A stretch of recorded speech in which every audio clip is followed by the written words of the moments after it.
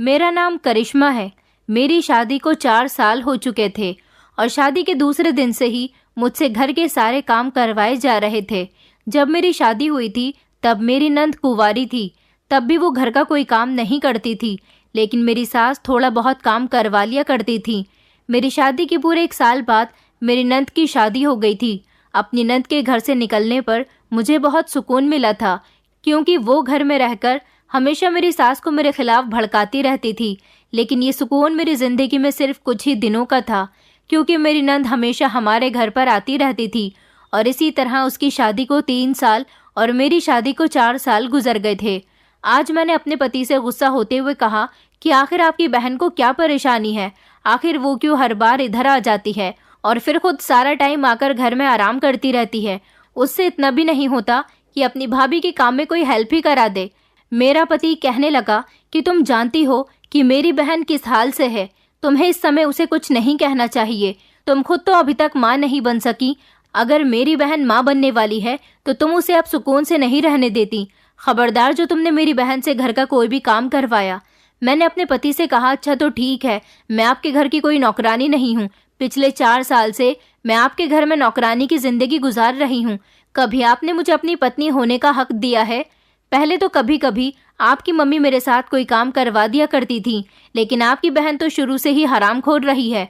अब अपनी ससुराल के कामकाज से बचने के लिए वो यहाँ आकर बैठ जाती है और तबीयत खराब का बहाना बनाती रहती है। मेरी बात सुनकर मेरे पति ने मेरे गाल पर एक जोरदार थप्पड़ मार दिया और कहने लगा, सच कहूँ तो तुमसे मेरी बहन की खुशी झेली नहीं जा रही। तुमने मुझे अभी तक पिता बनने का सुख नहीं दिखाया है और मेरी बहन, जिसकी हमारे बाद शादी हुई थी, वो अपने पति को 3-3 बच्चों का सुख दिखा चुकी है। मेरी बहन और मम्मी के बारे में कभी भी किसी तरह की बात करने की कोई ज़रूरत नहीं है। इस घर में अगर रहना है तो घर के सारे कामकाज करने होंगे। मैं अपनी माँ बहन के खिलाफ कोई बात नहीं सुनूंगा। मेरा पति हर बार मुझसे यही बात कहता था। इस घर में तो मेरी कोई इज्जत ही नहीं थी। ये सारी बातें सुनते सुनते मैं बहुत ज़्यादा चिढ़ गई थी, क्योंकि ये सब सुनते सुनते मुझे काफ़ी समय हो गया था। मेरे माता पिता तो इस दुनिया में नहीं थे। मेरी शादी मेरे दादाजी ने करवाई थी और मेरी शादी के 2 साल बाद मेरे दादाजी भी इस दुनिया से जा चुके थे। अब मेरा जो कुछ भी था वो यही घर था, क्योंकि इन लोगों के अलावा ना तो मेरा कोई अपना था और ना ही मेरा कोई और ठिकाना था। इसलिए मुझे सारी बातें बर्दाश्त करने के बाद इस घर में रहना पड़ता था। मेरे ससुर इस दुनिया में नहीं थे। शादी हुई तो मेरा सामना सिर्फ मेरी सास और मेरी नंद से हुआ था। मेरी नंद जब कुंवारी थी तब मुझे बहुत तंग किया करती थी। सारा दिन घर में पड़ी रहती थी और सामान भी इधर उधर कर दिया करती थी और मेरी सास को हमेशा मेरे खिलाफ उल्टी सीधी बातें बताती थी, लेकिन मैं फिर भी सब कुछ बर्दाश्त करती थी। और जब मेरी नंद का रिश्ता तय हुआ तब मुझसे ज़्यादा खुशी शायद किसी और को नहीं हुई होगी, क्योंकि मुझे लगता था कि नंद के जाने के बाद मेरी ज़िंदगी ठीक हो जाएगी। मगर मुझे नहीं पता था कि नंद के जाने के बाद तो मेरी ज़िंदगी और ज़्यादा बेकार होने वाली है। मेरी नंद के अब 2 बच्चे हैं और तीसरा बच्चा वो जन्म देने वाली है। पहले बच्चे के समय भी उसने सारा समय अपने मायके में ही गुजार दिया था। वो बहुत बड़ी वाली हरामखोर थी, अपने ससुराल में कोई कामकाज नहीं करना चाहती थी। मगर मेरी सास को तो ऐसा लगता था कि उनकी बेटी बहुत मेहनती है और अपने ससुराल वालों के साथ बड़ा अच्छा बिहेवियर करती है। उनको लगता था कि उनकी बहू गलत है और उनकी बेटी सही है। अपने दूसरे बेटे के समय भी मेरी नंद यहीं पर आई हुई थी। मेरी नंद वैसे तो अपने घर में खुश थी, क्योंकि उसने अपने पति को अपने पल्लू से बांध लिया था, लेकिन वो हमेशा अपनी सास की बुराइयां करती रहती थी। मुझे मेरा नंदोई बिल्कुल भी पसंद नहीं था और 1-2 बार तो मैंने दबे दबे शब्दों में ये बात अपनी नंद से कह भी दी थी कि तुम्हारे पति की नज़र मुझे अच्छी नहीं लगती। मेरी नंद ने इस बात पर बहुत हंगामा किया था और मेरे पति से मेरी शिकायत लगा दी थी, जिस पर मेरे पति ने मुझसे बहुत झगड़ा किया था। मैंने ऐसा इसलिए कहा था क्योंकि उसका पति जब भी हमारे घर में आता था मुझे सर से लेकर पैर तक देखता था। उसकी घिनौनी नज़र से मुझे चिढ़ होने लगती थी और मेरी नंद कहती थी कि आप मेरे पति पर गलत इल्ज़ाम लगाती हो। मेरा पति बहुत शरीफ है।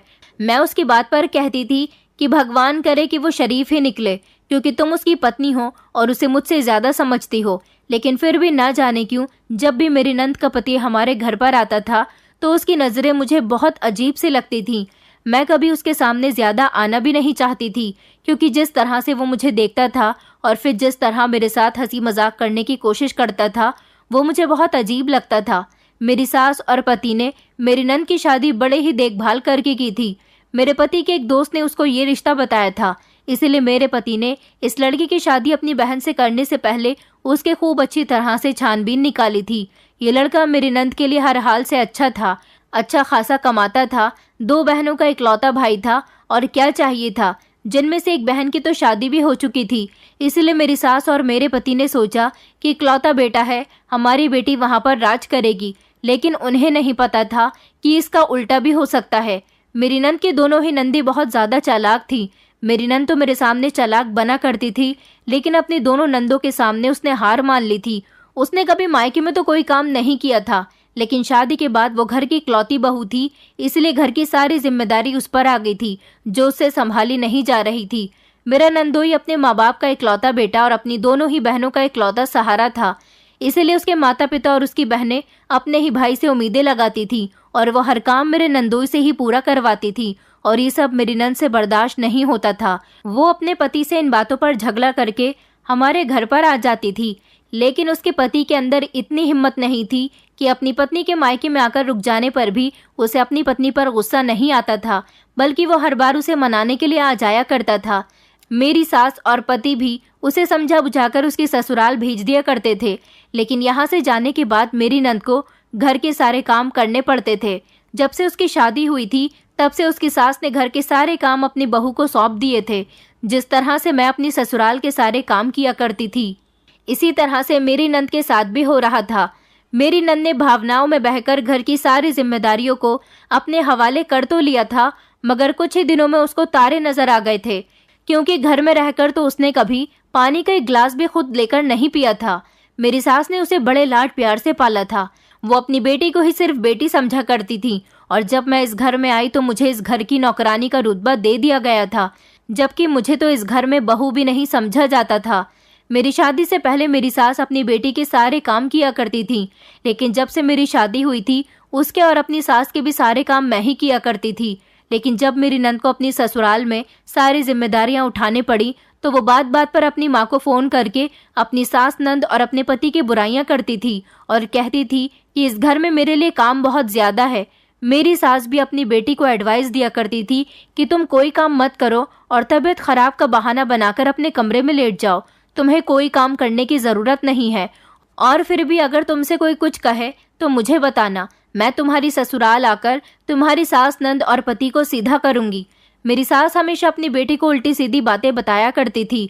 मैं हमेशा अपनी सास को इन बातों पर टोकती थी और कहती थी कि मम्मी जी, आप अपनी बेटी को ऐसी एडवाइस मत दिया करो, वो उसका अपना घर है और ऐसा करने से उसका घर खराब भी हो सकता है।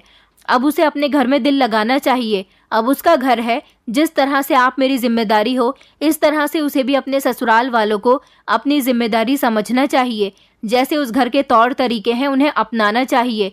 लेकिन मेरी सास यही कहती, वो मेरी प्यारी सी बेटी है, मैंने उसे बड़े प्यार से पाला है, कभी उसे किसी तरह की तकलीफ नहीं होने दी, अब कैसे उसे चूल्हे चौके में झोंक दूं।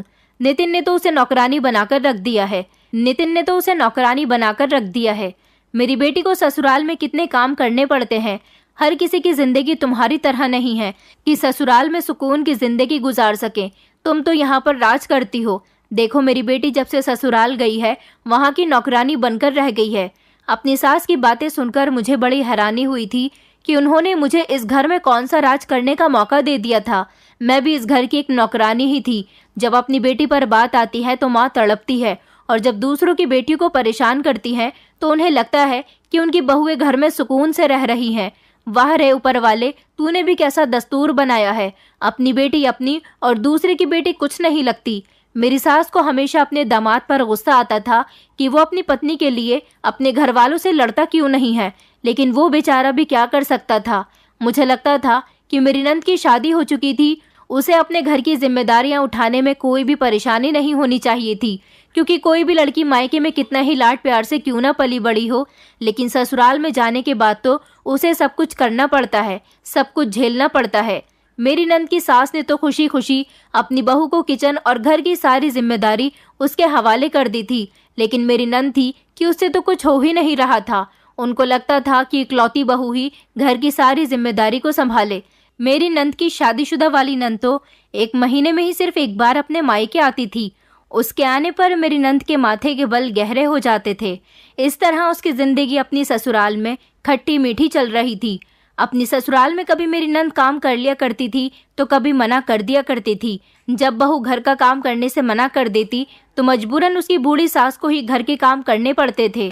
मेरे नंदोई ने जब देखा कि उनकी बूढ़ी माँ को घर का काम करना पड़ता है और पत्नी भी अपनी कोई ना कोई परेशानी बताकर मायके में जाकर बैठ जाती है, तो उन्होंने घर की साफ सफाई के लिए नौकरानी का इंतजाम कर लिया था।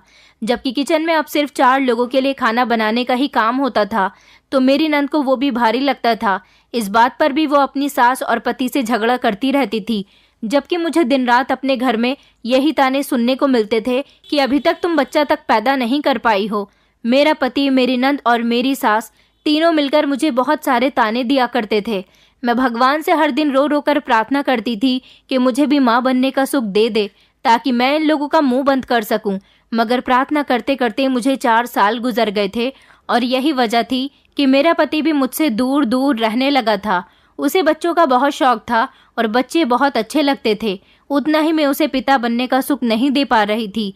मेरी नंद तो अपनी शादी के 3 महीने के बाद ही प्रेग्नेंट हो गई थी।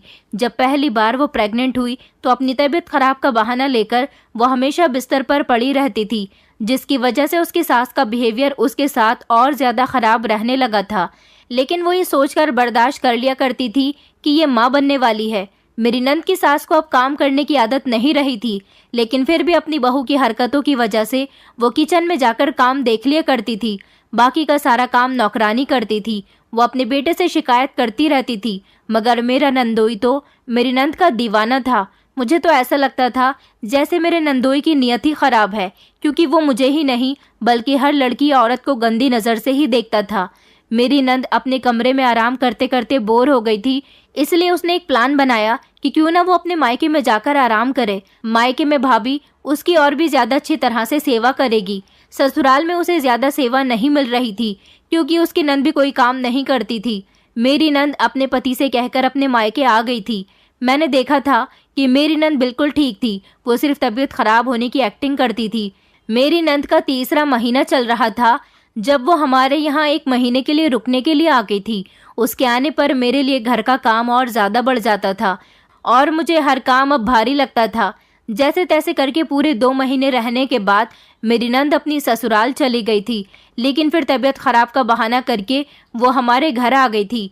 मेरे नंदोई का चूंकि पहला बच्चा था, इसलिए वो भी अपनी पत्नी की हर बात मानता था और उसे भी यही लगता था कि वो मायके में जाकर आराम कर लेगी और यहाँ घर में तो कोई ना कोई काम करती रहेगी।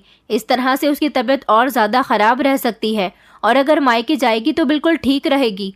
मेरी नंद जानबूझकर बिस्तर पर पड़ी रहती थी। सारा दिन मेरी सास उसको खाने पीने का कुछ न कुछ देती रहती थी।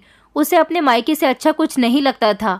उसका इरादा था कि वो बच्चे को यहीं पर जन्म दे और उसके बाद ही अपनी ससुराल जाए। मेरी सास ने अपने बेटे का इरादा समझते हुए उसकी सास से बात कर ली थी और कहा था कि जब हमारी बेटी को बच्चा पैदा हो जाएगा तब हम इसे घर भेज देंगे। इस बात पर उसकी सास को भी कोई एतराज नहीं हुआ था, क्योंकि वो जानती थी कि उनका बेटा पूरी तरह से उनकी बहू के कब्जे में है। अगर वो जिद करके अपनी बहू को यहाँ बुला भी लेती है तो उनका बेटा वापस अपनी पत्नी के कहने पर उसे उसके मायके छोड़ आएगा। इसलिए वो खामोश हो गई थी। मेरी नंद के आने की वजह से घर में काम बहुत ज़्यादा बढ़ जाता था और जब वो आई थी तो हर दूसरे तीसरे दिन उसका पति भी हमारे घर आ जाता था। दामाद के सामने मेरी सास का कहना होता था कि ढेर सारा नाश्ता लगाया जाए, इसलिए मुझे काफ़ी देर तक किचन में खड़े होकर नाश्ता तैयार करना पड़ता था। मेरा पति तो मुझसे कोई बात ही नहीं करता था, क्योंकि उन्हें हमेशा यही लगता था कि मैं उन्हें उनकी माँ और बहन के खिलाफ भड़काती रहती हूँ। मेरे पति के दिमाग में ये ख्याल भी उनकी बहन ने ही डाला था, लेकिन मैं फिर भी खामोशी से सब कुछ सब्र करके इस घर में रह रही थी। मेरी नंद का पहला बच्चा था, इस वजह से मेरी सास और मेरा पति बहुत ज़्यादा खुश हो रहे थे और फिर फाइनली उसकी डिलीवरी का टाइम भी आ गया था। आधी रात के समय मेरी नंद की अचानक तबीयत खराब हुई तो उसे मेरी सास और पति अस्पताल ले गए थे। फिर उसने एक बेटे को जन्म दिया था। मेरी नंद की बेटा होने के बाद तो मेरा पति और सास मुझ पर और ज़्यादा ताने कसने लगे थे और कहते थे कि पता नहीं भगवान हमें ये सुख कब दिखाएगा। हम तो बच्चे की आवाज़ सुनने के लिए ही तरस गए हैं। पूरे 24 घंटे के बाद मेरी नंद को अस्पताल से डिस्चार्ज कर दिया गया था और फिर वो अपने बच्चे के साथ हमारे घर आ गई थी। मेरी सास को तो अपनी बेटी बहुत ही कमज़ोर लग रही थी, जबकि मैंने उनसे कहा भी था कि अभी उसने बच्चे को जन्म दिया है तो ऐसे में उसकी सेहत पर कुछ तो असर पड़ेगा। लेकिन मेरी सास बार बार उसे यही कहती रही कि तुम यहीं पर रहना, छोटे बच्चे को तुम ससुराल में कैसे संभालोगी, जबकि वहाँ पर तुम्हें काम भी करना पड़ता है। तुम यहीं मेरी नज़रों के सामने रहना। अपनी माँ की ऐसी बातें सुनकर तो मेरी नंद और ज़्यादा खुश हो गई थी। वो तो चाहती भी यही थी कि वो हमेशा यहीं पर ही रहे। अगले दिन मेरी नंद की सास अपने पोते और बहू से मिलने के लिए हमारे घर पर आई थी। मेरी नंद ने उनके साथ अच्छा व्यवहार नहीं किया था, उनको उनके पोते की गोद में भी नहीं दिया था और ना ही खुद उनसे कोई बात कर रही थी। कुछ दिनों के बाद मेरी नंद अपने ससुराल चली गई थी, लेकिन 2 दिन वहां रुककर फिर से हमारे घर वापस आ गई और घर आते ही उसने शिकायतों का पिटारा खोल दिया। उसका कहना था कि जिस दिन से मैं उस घर में गई हूँ मुझे 1 मिनट का भी सुकून नसीब नहीं हुआ। छोटे बच्चे को संभालना, घर के कामकाज को देखना और इसके अलावा मेरी सास और नंदू की पसंद का खाना बनाना। मैं तो पूरा पूरा दिन थक कर रह गई, इसलिए तंग आकर यहाँ आ गई हूँ। मेरी सास अपनी बेटी के पास बैठकर हमदर्दी करने लग गई, जबकि मैं किचन में चली गई ताकि रात का खाना तैयार कर सकूं। इस बार मेरी नंद अपनी ससुराल वालों की तरफ से बहुत ज़्यादा परेशान थी और बार बार यही कह रही थी कि मैं जब तक अपने ससुराल नहीं जाऊंगी, जब तक मेरा पति मुझे अलग घर लेकर नहीं दे देता। जबकि मेरी सास भी अपनी बेटी की ही हाँ में हाँ मिला रही थी। मेरे पति इस बात के खिलाफ था। उसने अपनी बहन से कहा कि तुम्हारा पति अपनी माँ का इकलौता बेटा है और अपनी बहनों का इकलौता सहारा है, तुम आखिर किससे अलग होना चाहती हो, और ऐसे तो तुम्हें भी परेशानी होगी, तुम्हारा बच्चा भी छोटा है, तुम अकेले उसकी परवरिश नहीं कर सकोगी, इसलिए जैसे तुम रह रही हो वैसे ही रहती रहो, तुम्हारे बच्चे को तुम्हारी सास और नंद मिलकर पाल देंगी। मेरी नंद ने मेरे पति को जवाब दिया था कि भैया आप तो खामोशी हो जाओ, आपको क्या पता कि बच्चे कैसे पलते हैं, आपके बच्चे हो तो आपको पता भी चले, आपकी पत्नी ने तो आपको पिता बनने का सुख दिया ही नहीं। मेरा पति अपनी बहन की बात सुनकर शर्मिंदा सा हो गया था। जितने दिन मेरी नंद हमारे घर पर रहती, ना तो खुद खुश होकर दिखाती और ना हमें खुश होने देती, बस हमेशा उसे अपने ससुराल वालों की बुराई ही करती रहती थी। कुछ दिनों के बाद वो जैसे तैसे अपने घर चली गई थी। इस बात पर मैं अपने पति के ऊपर बरस पड़ी और उनसे कहने लगी कि तुम्हारी बहन का ये क्या ड्रामा हो गया है, हर दूसरे तीसरे दिन यहाँ आ जाती है, अपने घर में उसका पैर क्यों नहीं टिकता। मेरा पति कहने लगा कि तुम अपने काम से काम रखो। मैंने कहा कि ये क्या बात हुई, आप हमेशा मुझे ही डांट देते हो, आपको ये नहीं पता कि वो उसका ससुराल है, वो वहाँ पर अपना दिल लगाए। ये बात अच्छी नहीं कि वो हर बार यहाँ आकर अपने ससुराल वालों की बुराई करती है। मैंने कहा अगर मैं भी आपकी बुराइयां दूसरों में करने बैठ जाऊं तो फिर ऐसे हमारा घर नहीं बनेगा। आपको दिमाग लगाकर सोचना चाहिए, अपनी बहन को समझाना चाहिए, मगर आप तो उल्टा मुझ पर ही बरस जाते हो। मेरा पति कहने लगा कि अच्छा खामोश हो जाओ, मुझे ज़्यादा सीख देने की ज़रूरत नहीं है। मेरे पति को भी अपनी बहन से हमदर्दी का बुखार चढ़ा हुआ था। वो यही कहते थे कि तुम्हें क्या पता, वो एक बच्चे की माँ बन गई है, अपनी ससुराल में उसे किस तरह से बच्चे पालने होते हैं, तुम्हारे पास तो बच्चे ही नहीं हैं, तुम्हें इस बात का अंदाज़ा कहाँ से होगा। अब ऐसी बातें सुनकर तो मैं खामोशी हो जाती थी। अपने ससुराल वालों की बातों से मेरा दिल बहुत दुखता था, मन करता था कि मैं इस घर से भाग जाऊं, मगर मैं कहाँ जाती, मेरा तो मायका भी नहीं था। मेरी नंद तो अपना सुख दुख जताने के लिए अपने मायके में आ भी जाती थी। मेरी तो कोई बहन भी नहीं थी जिससे मैं अपने दिल का हाल बता सकती। फिलहाल जिंदगी इसी तरह से अपनी नंद की सेवा करते हुए गुजर रही थी। मेरी नंद का पति जब भी हमारे घर आता तो मैं उससे दूर दूर रहती थी, क्योंकि उसकी नज़रें मुझे बहुत चुभती थी, वो बहुत छिछोरा था। कुछ दिनों के बाद मेरी नंद अपनी ससुराल चली गई थी और अब की बार उसे अपनी ससुराल गए हुए पूरे 3 महीने गुजर गए थे। मुझे बड़ा सुकून था, क्योंकि जब भी वो हमारे घर पर आती थी बहुत ज़्यादा काम बढ़ जाता था। पता नहीं वो 3 महीने तक हमारे घर क्यों नहीं आई थी, लेकिन जब चौथा महीना लगा तो वो हमारे घर फिर से आ गई थी। उसने घर आते ही खबर सुनाई कि वो दूसरे बच्चे की माँ बनने वाली है। उसकी ये बात सुनकर मेरी सास तो बहुत खुश हुई थी, जबकि मेरे होश उड़ गए थे। मुझे इस बात की परेशानी हुई कि अब मेरी नंद फिर से यहाँ पर रहेगी। ऐसा ही हुआ। मेरी नंद की शुरू की प्रेगनेंसी के दिन थे, इसीलिए वो हमारे घर पर ही 2-3 महीने के लिए आ गई थी। अब घर के कामों के साथ साथ मेरी नंद को संभालना और उसके बेटे को भी संभालना एक अलग काम बढ़ गया था। मुझे अब इन कामों को अंजाम देना पड़ता था।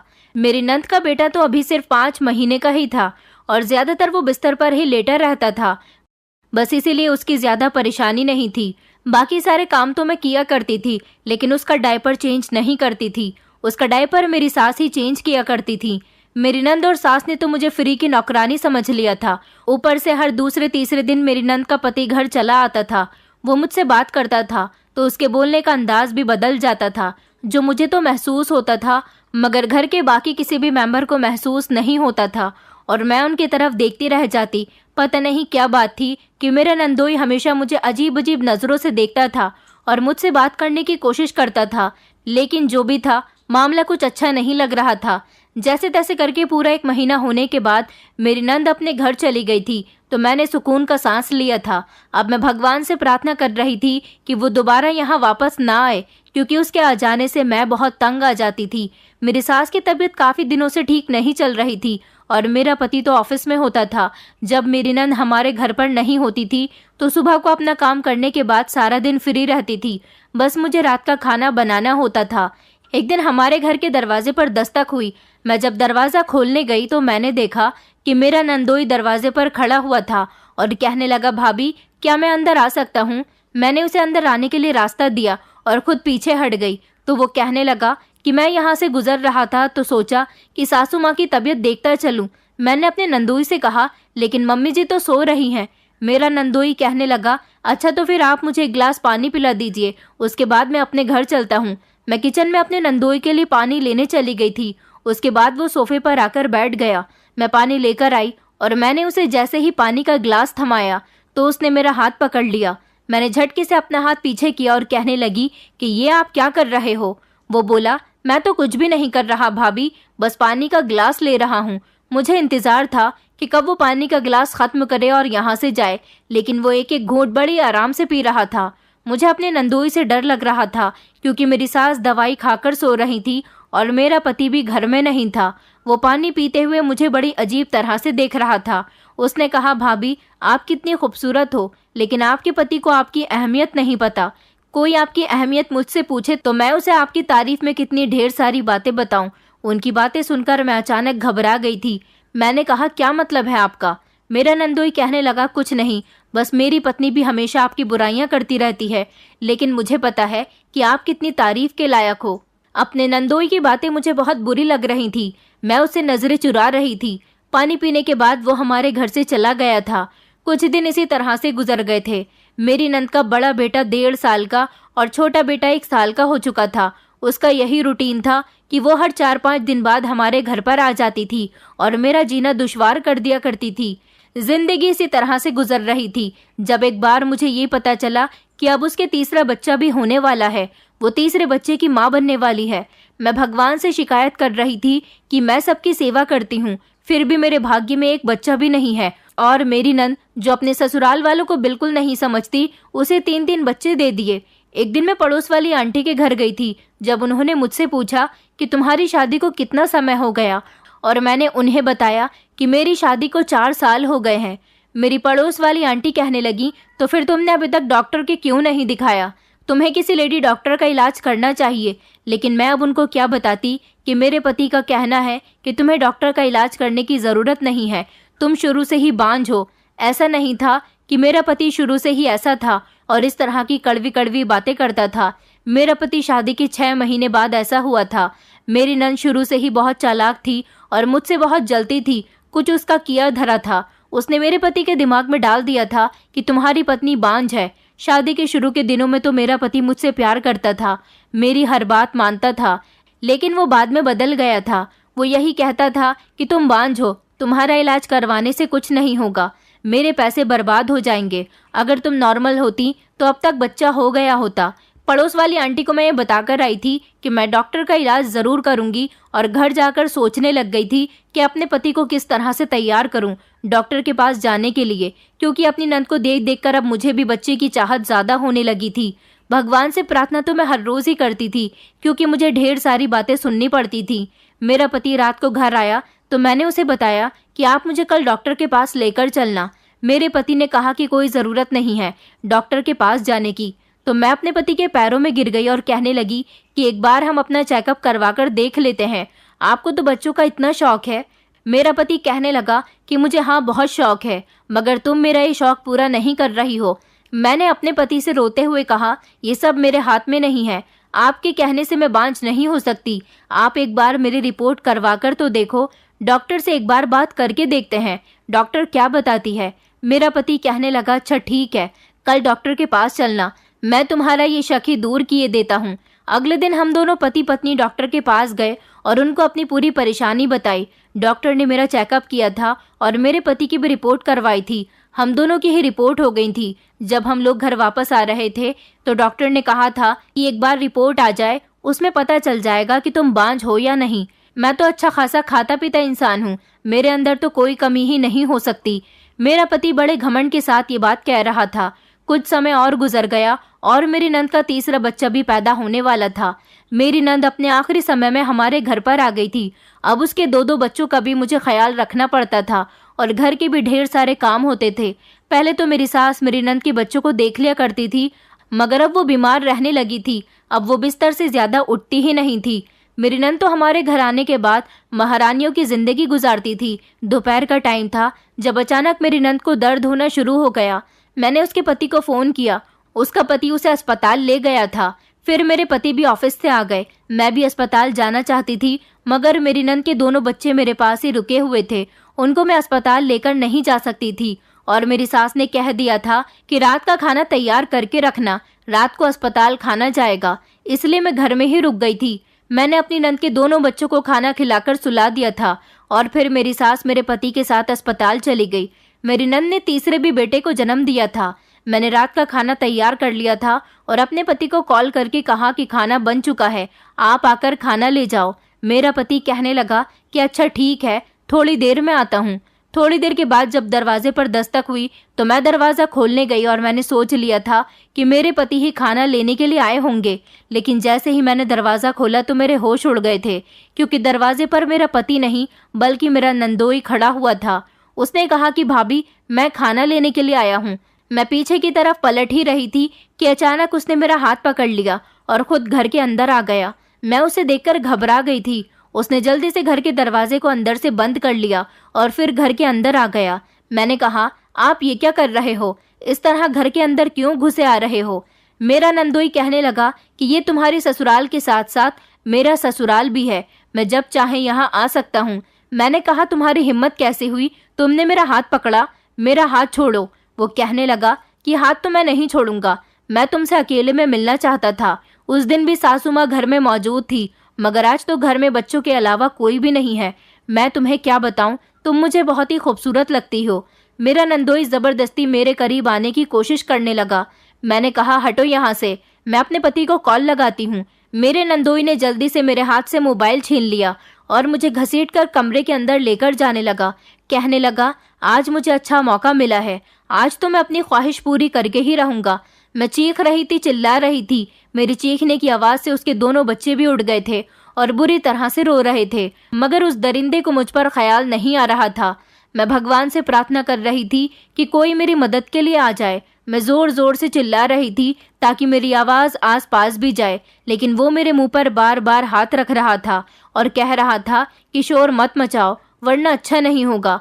वो मेरी इज्जत के साथ खिलवाड़ करना चाहता था, लेकिन भगवान की कृपा से आसपास के लोगों को मेरी आवाज चली गई और पूरा मोहल्ला हमारे घर के दरवाजे पर इकट्ठा हो गया। मोहल्ले के लोगों ने मुझे जैसे तैसे बचा लिया था और मेरे पति को कॉल कर दी थी। मोहल्ले वालों को देखकर मेरा नंदोई भागने की कोशिश कर रहा था, लेकिन मेरे नंदोई को उन लोगों ने पकड़कर रखा हुआ था और बहुत मारा था। मोहल्ले के लोग कह रहे थे कि हमारे ही पड़ोस में घुसकर औरत की इज्जत खराब करने की कोशिश करता है, हम तुझे छोड़ेंगे नहीं। इस घर का दामाद होते हुए तुझे ऐसी हरकत करते हुए शर्म नहीं आती? ये तेरी बिल्कुल भी अच्छी बात नहीं है। उन्होंने मेरे पति को बुला लिया तो मेरे पति को सारी बात बताई। मैं भी बुरी तरह से रो रही थी। मेरा पति कहने लगा कि जरूर इसमें तुम्हारी ही गलती होगी, लेकिन पड़ोस वाली औरतों ने कहा कि नहीं, इसमें इसकी कोई गलती नहीं है, हमने खुद इस बेचारी को इस आदमी से बचाया है, ये इसके साथ जबरदस्ती कर रहा था। हम लोगों को चीखने चिल्लाने की आवाज आ रही थी। फिर हमने गौर किया कि आवाज तो इसी घर से आ रही है। हमने घर का दरवाजा बजाया मगर किसी ने नहीं खोला, तो हम दीवार फलांकर घर के अंदर घुस आए और देखा कि ये तुम्हारी पत्नी के साथ जबरदस्ती कर रहा था और वो इससे बचने की कोशिश कर रही थी। जब उसने शोर मचाया तो हम लोग जल्दी से इसे बचाने के लिए भागे और मौके पर इसे पकड़ लिया। उन सारे लोगों की बात सुनकर मेरा पति बहुत शर्मिंदा हो रहा था और फिर उसने मेरे नंदोई के गाल पर 2-3 थप्पड़ मारे थे। मेरा नंदोई नियत का बहुत गंदा इंसान था। वो उस समय तो वहां से भाग गया था और मेरा पति मुझे घर के अंदर लेकर आ गया था। मैंने अपनी नंद के बच्चों को दोबारा से सुला दिया था। वो बहुत रो रहे थे, मगर फिर उनको जैसे तैसे खामोश कराया और फिर वो सो गए। सारी रात मैंने अपने पति से कोई बात नहीं की थी। मुझे इस बात पर अफसोस हो रहा था कि मेरे पति ने मोहल्ले वालों की गवाही सुनकर मुझ पर यकीन किया था, वरना इससे पहले तो उसे यही लगा था कि गलती मेरी ही थी। मैं फूट फूट कर रो रही थी। मैं जानती थी कि मेरा पति शर्मिंदा हो रहा है, मगर आज बात मेरी इज्जत पर आ गई थी। मैं अपने पति के आज नहीं झुक सकती थी। मैं खामोश थी और पूरी रात इसी तरह मुझे रोते रोते गुजर गई थी। अगले दिन मेरी नंद डिस्चार्ज हो गई थी। सास और नंद घर पर आ गई थी और उनको भी ये सब कुछ पता चल गया था जो गुजरी हुई रात को हुआ था। मेरी नंद और सास भी मुझे ही बुरा कह रही थी, मगर मेरे पति ने बताया कि इसमें करिश्मा की कोई गलती नहीं है।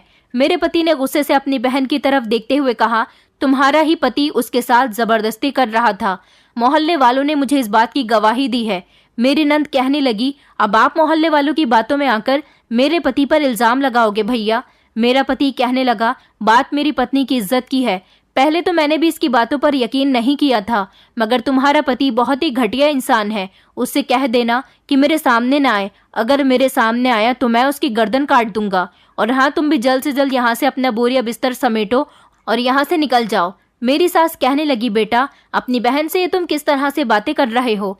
मेरा पति कहने लगा कि आप तो खामोशी हो जाओ माँ, और अपनी बहन की तरफ देखकर कहने लगा, तुम जो ये हमेशा हमारे घर हर दूसरे तीसरे दिन रुकने आ जाती हो ना, और तुम्हारे पीछे पीछे तुम्हारा पति भी आ जाता है, ये सब इसी वजह से हुआ है। उसकी गंदी नज़र मेरी पत्नी पर आ गई, मगर मैं ये सब बर्दाश्त नहीं करूँगा। आज मैं अपने पति की बातें सुनकर हैरान रह गई थी कि मेरा पति मेरे लिए अपनी माँ बहन से स्टैंड ले रहा था, और आज तक जो उसने कभी अपनी माँ बहन के खिलाफ कोई बात नहीं सुनी थी, आज वो मेरे लिए उन्हीं को डांट रहा था। मुझे इस बात की खुशी हुई थी कि मेरा पति एक खुददार इंसान निकला, वरना मुझे तो लगता था कि इतनी बड़ी बात हो जाने के बाद भी मेरा पति मुझे ही बुरा कहेगा। उस दिन लेबोरेटरी से कॉल आई थी और मेरा पति मुझे लैब ले गया था। वहां से रिपोर्ट्स लेकर हम डॉक्टर के पास दिखाने के लिए ले गए थे। डॉक्टर ने बताया कि आपके अंदर कोई कमी नहीं है, मगर आपके पति के अंदर काफ़ी सारी कमियां हैं। आपके पति को इलाज की ज़रूरत है, जबकि आप बिल्कुल ठीक हैं। आपके पति ठीक हो जाएंगे तो आप आसानी से प्रेग्नेंट हो जाएंगी। ये बात सुनकर मेरी आंखों में चमक आ गई थी, मगर मेरे पति को इस बात पर यकीन नहीं आ रहा था कि उसके अंदर कमी है और बच्चा सिर्फ और सिर्फ उसकी वजह से ही नहीं हो पा रहा। मेरे पति ने अपना ये शक भी दूर करने के लिए दूसरे डॉक्टर को दिखाया, और दूसरे डॉक्टर ने भी यही बात बताई थी, तो मेरा पति शर्मिंदा होकर रह गया था। मेरा पति बड़ा खामोश था और रास्ते में भी खामोश रहा था। उसके बाद जब हम घर आए तो मेरा पति मुझे कमरे में लेकर चला आया और कहने लगा कि मुझे माफ़ कर दो करिश्मा, कमी मेरे अंदर है और मैं तुम्हें बांझ कहता रहा, जबकि तुम तो बिल्कुल ठीक हो। प्लीज़ मुझे माफ़ कर दो और मेरी इस कमी के बारे में प्लीज़ किसी को कुछ मत बताना, वरना मेरी बड़ी बेइज्जती होगी। मैंने अपने पति से कहा, आप मेरे पति हो, मैं कैसे आपकी बेइज्जती करवा सकती हूँ। मैं किसी को कुछ नहीं बताऊंगी। अगर किसी को लगता है कि कमी मेरे अंदर है तो हाँ, कमी मेरे अंदर है, मगर मैं आपकी इज्जत पर कोई आँच आने नहीं दूंगी। मेरी बात सुनकर मेरे पति की आंखों में आंसू आ गए थे और उसने मुझे गले से लगा लिया। वो कहने लगा कि मुझे माफ़ कर दो, मैंने हमेशा तुम्हारे साथ बहुत गलत बिहेवियर रखा। मैं नहीं जानता था कि मेरी कमी की सज़ा सारी ज़िंदगी तुम्हें भुगतनी पड़ेगी, लेकिन अब तुम परेशान मत होना, मैं हमेशा तुम्हारा साथ दूंगा, तुम्हें कोई परेशान नहीं करेगा। मैंने अपने पति से कहा कि मैंने सारी बातें बर्दाश्त की हैं, हमेशा सब्र किया है। ये सब्र का ही तो फल है कि आपके दिल में मेरे लिए मोहब्बत आ गई, वरना तो मुझे लगता था कि आप कभी मुझसे प्यार करते ही नहीं हो। आपके दिल में मेरे लिए मोहब्बत ख़त्म हो गई है। मेरा पति कहने लगा कि नहीं नहीं, ऐसा नहीं है, मैं तुमसे प्यार करता हूँ, मगर मैं भटक गया था।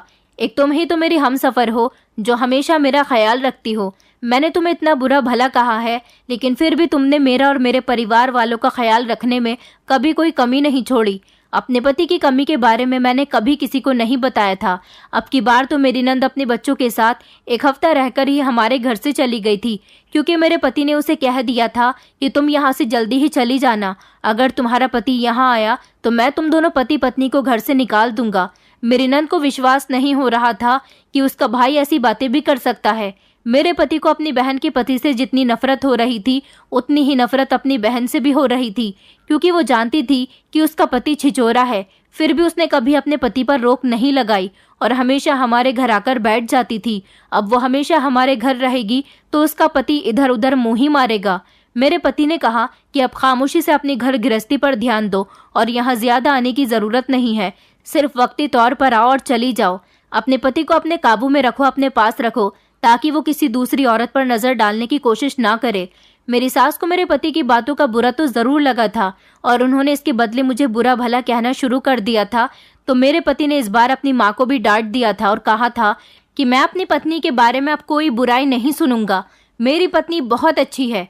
मेरे पति ने अपनी माँ से कहा कि आपको तो एहसान मानना चाहिए कि आज के ज़माने में भी आपको इतनी सेवा करने वाली बहू मिली है।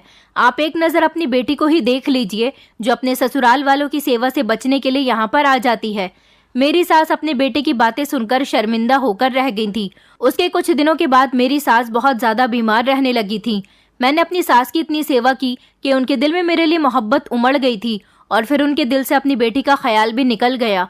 उनको अपनी बेटी की याद आती थी तो वो फ़ोन पर बात कर लिया करती थी और मेरी नंद फ़ोन पर बहुत रोती थी कि मम्मी मुझे घर बुला लो, यहाँ पर बहुत ज़्यादा काम है, 3-3 बच्चे मुझसे संभाले नहीं जाते, ऊपर से घर का भी काम है। मेरी सास कहती थी अब तुम अपने गृहस्थी पर ध्यान दो, अपने पति के साथ रहोगी, उसके पास रहोगी तो उसका ध्यान कहीं और नहीं भटकेगा। हमारे घर में आने की सिर्फ तुम्हें परमिशन है, तुम्हारे पति को नहीं। मेरी नंद अपनी माँ की बात सुनकर गुस्सा हो गई थी और अब उसने फ़ोन करना भी छोड़ दिया था। मेरी सास बीमार रहने लगी थी। उनका इलाज तो डॉक्टर से चल ही रहा था, मगर उनको पैरालाइज की बीमारी हो गई थी। इधर मेरे पति का भी इलाज चल रहा था और भगवान की कृपा से 6 महीने के ट्रीटमेंट के बाद मेरे पति का इलाज पूरा हो गया और उसके बाद भगवान ने मुझे भी खुशी दिखा दी थी। मैं प्रेग्नेंट हो गई थी। जब ये खबर मेरी सास को पता चली तो वो बहुत खुश हुई थी। मेरे पति और सास की तो खुशी के ठिकाने ही नहीं थे और उस दिन के बाद से ही मेरे पति ने मेरा पैर भी ज़मीन पर रखने नहीं दिया। उन्होंने कहा कि अब तुम्हें घर का काम करने की कोई ज़रूरत नहीं है। मेरे पति ने घर के काम के लिए नौकरानी लगा दी थी, जबकि मैं जैसे तैसे खाना तो खुद ही बनाया करती थी और अपनी सास की भी सेवा किया करती थी। मेरी सास मुझे अब अपनी बेटी समझने लगी थी और इस घर में मेरी इज्जत इतनी बढ़ गई थी कि मैंने कभी सपने में भी नहीं सोचा था। मेरी सास तो आज भी बीमार है। मैंने एक प्यारे से बेटे को जन्म दिया और मेरे बच्चे से मेरी सास और मेरा पति बहुत प्यार करते हैं। अब मुझे घर का ज़्यादा काम भी नहीं करना पड़ता, क्योंकि मेरे पति ने नौकरानी को परमानेंट ही रख लिया है। उसे हमने अपने ही घर में एक छोटा सा कमरा दे दिया, वो हमारे ही घर में रहती है और अब सारे काम वही करती है। भगवान की कृपा से मेरी ज़िंदगी बहुत अच्छी गुजर रही है, रो रो कर ही सही, मगर मेरी नंद ने भी अपने घर की गृहस्थी को एक्सेप्ट कर लिया और वो भी अपने घर की गृहस्थी में बिजी हो गई। अब वो हमारे घर बहुत कम आती है और मेरी ज़िंदगी बहुत सुकून से गुजर रही है। दोस्तों, उम्मीद करती हूँ आपको हमारी कहानी पसंद आई होगी। कहानी पसंद आई है तो वीडियो को लाइक करें, चैनल पर नए हैं तो चैनल को सब्सक्राइब करें और हाँ, नोटिफिकेशन बेल को ज़रूर दबाएं ताकि अगली अपडेट सबसे पहले आपको मिले।